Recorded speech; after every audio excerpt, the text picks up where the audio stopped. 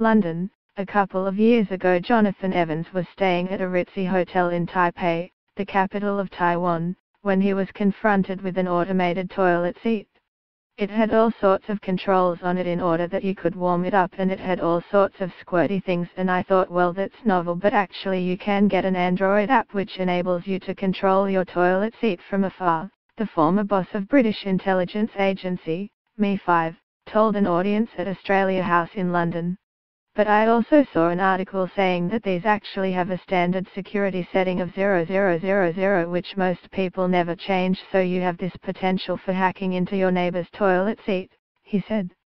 Citing the High Commissioner to Britain, Alexander Downer's shy and effacing manner, Lord Evans declined to elaborate on the article he had read about cyber sex toys. But he said the experience had taught him about a potential new cyber frontier for terrorists using the cyber world as a vector for attack by hacking into vital infrastructure or other tangible objects that are linked to the Internet.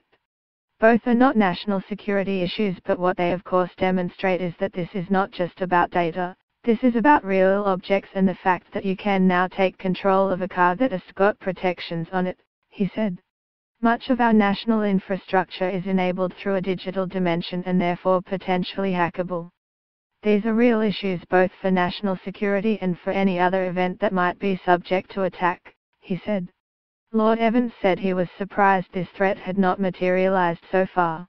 It's a puzzle to me because actually you could create physical damage through cyber attack, particularly as we move towards an environment where almost everything is connected to the Internet, and therefore you can hack into it and create physical damage, he said.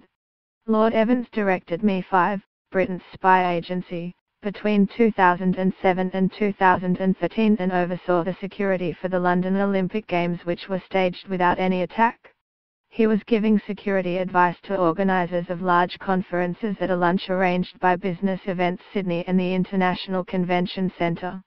He revealed how community spying, whereby MI5 officers turned up on the doors of potential attackers before the Olympic Games, suppressed the likelihood of them carrying out an attack.